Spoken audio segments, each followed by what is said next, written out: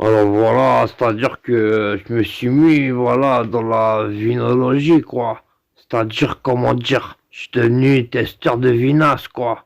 C'est-à-dire que, bon, je sais te reconnaître un vin, tu vois. Je lis l'étiquette, je t'ai dit, celui-là, c'est un Valdoc. Ou alors, voilà.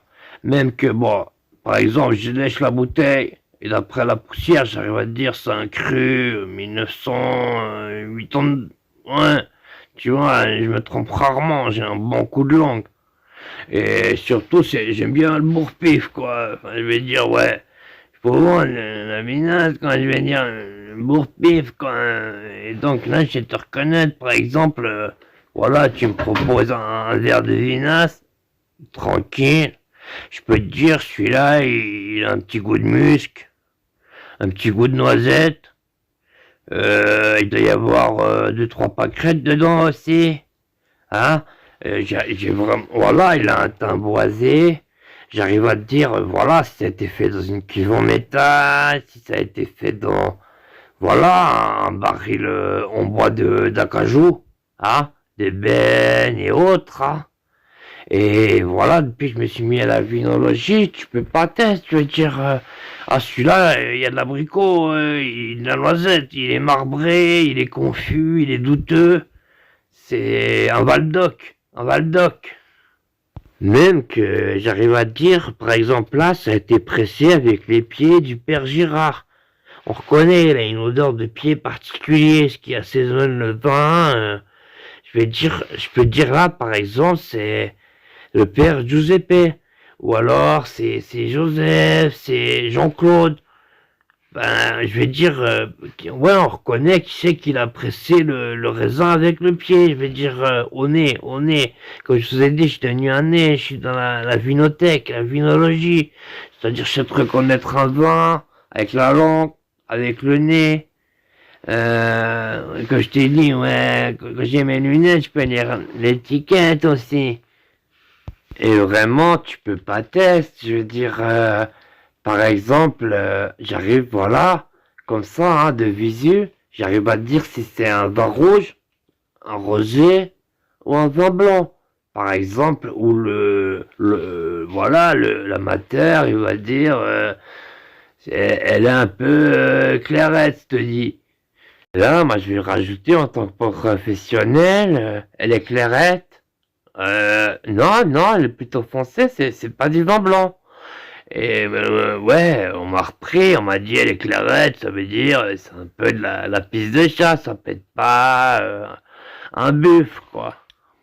Et vraiment, on m'a dit que j'avais de l'avenir. Après, je sais pas si c'était ironique, je me suis dit après coup, bah, c'est vrai qu'au blind test, j'arrivais à dire à chaque fois, tu peux pas tester, tu vois.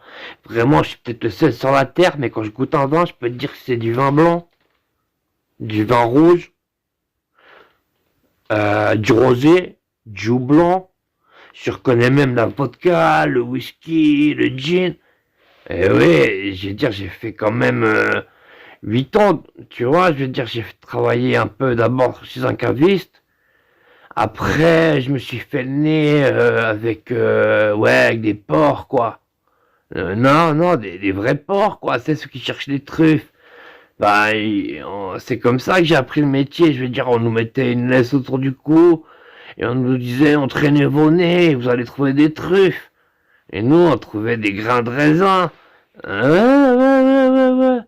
Après, j'ai fait 2 ans chez un parfumier, quoi. Bon, c'était, voilà, on travaillait sur le développement d'un déodorisant pour chiottes. Mais ça m'a quand même fait le nez, tu vois. C'est ce qui fait que tu peux pas tester, tu vois, blind test. What the fuck? Je te dis ça, c'est du vin rouge. Les yeux fermés, je te rajoute rosé. Rosé, hein, marbré, un petit peu noiseux, hein, brumeux, morosité, hein, picolade. Et là, je commence à lécher la bouteille, hein, comme, ouais, je léchouille la bouteille, là, un peu comme si c'était une tube, et je te dis, 1975, tu vois, bah, j'en sais reconnaître la poussière sur la bouteille, tu vois, le grain du verre.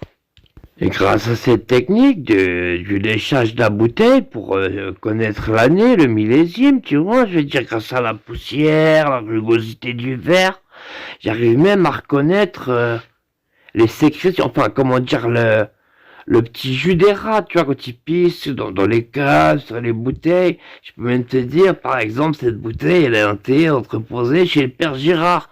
Je reconnais l'urine des rats de la cave du père Girard. Du coup, ça a fait son effet. J'ai même été contacté. Il y avait une clinique, là, ils avaient des petits budgets et ils devaient faire du tri de PU, quoi, de prise d'urine. Et ils m'ont dit, si vous savez reconnaître la pisse, vous êtes embauché. J'aurais dit, j'arrive à dénicher l'odeur du rat et son urine, mais seulement sur des bouteilles de vin.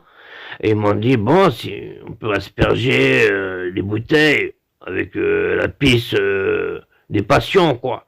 Comme ça, on sait s'ils ont consommé. Et je dis, ouais, non, je vais pas collaborer, quoi. En plus, je sais pas, tu commences par lécher de la pisse sur une bouteille de vin, tu te retrouves à lécher des baguettes pour 3 francs 50, quoi. Je veux dire, c'est le début de l'engrenage. Mais après, ça peut être trompeur. Parce que tu donnes ton petit coup de langue, une petite léchée sur la bouteille, là. Tu sens la poussière, tu dis, ah, c'est en 1992. Tu reconnais la pisse du rat, de la cave, du père Barnabé. Mais c'est une odeur d'urine assez agréable. Alors tu te dis, c'est un bon vin. Et après, tu goûtes, et c'est de la picote, je veux dire, c'est de la picote. Donc bon, pour remédier à cela, je te donne d'abord, voilà, mon conseil à visite professionnelle, c'est du rouge, c'est du rosé, c'est du vin blanc, hein, à l'aveugle. Ah, je répète, à l'aveugle, je te dis, c'est du vin rouge, hein, du vin blanc, et, et seulement ensuite, je te donne l'année, le millésime, c'est là que je donne ma petite léchée sur la bouteille, et comme ça, si c'était, ouais, de la vinasse à 2 balles, je te dis, d'entrée de jeu, je suis plus manipulé par mon coup de léchage. Parce que, ouais, des fois la bouteille, elles sont bonnes, mais à l'intérieur, c'est de la pisse de rat. Après, il faut dire, voilà, c'est aussi au pressage. Par exemple, le père Barnab, il marche toute la journée, il travaille pieds nus. Il travaille pieds nus, il a les pieds terreux, il met après son pied dans le cul de la Bertha.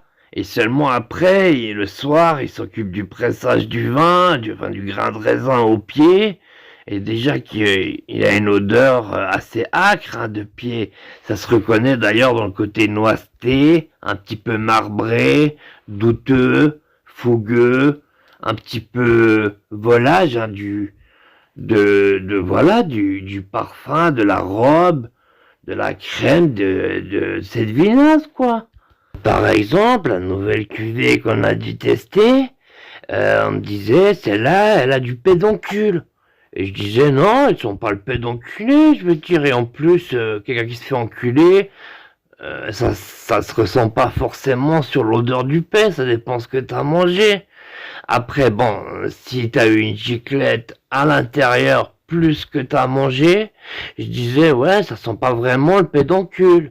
Et on m'a dit, non, c'est le pédoncule, ça veut dire, c'est métaphorique, c'est pour dire, voilà, ça sent un petit peu le bas de fleur. Et j'ai fait, ah, j'avais pas compris, on me disait pédoncule, je disais, ouais, bah oui, ils sont un peu le pédonculé, ça, je veux dire, il y a un petit arrière-goût de cul marbré, quoi. Et là, bon, voilà, je m'en vais conclure cette vidéo. Mais bon, après, je vais dire pour une modique somme, hein, je vais dire, les modalités sont écrites dans la description de la vidéo. Mais si tu veux, tu m'envoies, voilà, ton pack de vinasse, hein. Je t'en ouvre une, hein. C'est pour moi, hein, c'est pour bébé. Et je te dis, c'est du blanc, du rosé, du vin rouge. Ouais. Et comme ça, après, tu peux flamber devant les amis. Bon, il te reste une bouteille de moins à snioler, quoi. Mais tu peux dire, celui-là, c'est du vin rouge. Et les gens, il faut comment t'as deviné. Ils font un t'as regardé. Et tu fais, non.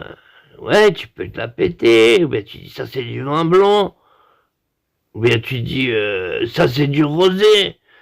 Et voilà, là, je sais pas, bon, je pense que vous la connaissez, l'astuce, quoi. Mais c'est par exemple, justement, bon, moi je suis dans la vinologie, je trempe les lèvres. Mais imagine, par exemple, tu t'empiffrais, je sais pas, 6, 7 bouteilles de rosé, tu les as bu un peu vite, et le matin, t'as un peu la tête dans le cul, t'as le rat qui tourne dans ta tête, quoi. Ben, là, il suffit, c'est une petite astuce. Alors, tu te pinces le nez avec 2 doigts, et avec l'autre main, tu prends 2 doigts aussi, et tu les insères dans le rectum. Dans le rectum. Ouais, ouais, ouais, ouais, ouais. Et il paraît que, ouais, ça enlève, comment dire, la gueule de bois, quoi. T'as pas la tête dans le cul. T'as les doigts dans le cul, du coup. Et du coup, t'as moins la tête dans le cul. C'est une petite astuce comme ça. Bon, c'est une astuce de vinologue, de vinophile, quoi. Mais c'est quand même pratique, je veux dire. Et ça fait, ouais, ouais, ouais, ouais, ça. Et voilà, pendant que j'y suis et que je fais cette petite vidéo sur Alvinas, avec 2, 3 potes, on a ouvert un service, comment dire, de seconde main. Mais bon, voilà, ça sert à rien d'amener de l'électroménager, c'est-à-dire qu'on fait que dans l'Alvinas. C'est-à-dire que par exemple, voilà, t'as un peu trop bu, tu dois mettre les doigts, pas dans le cul, dans la bouche pour ressortir l'excédent.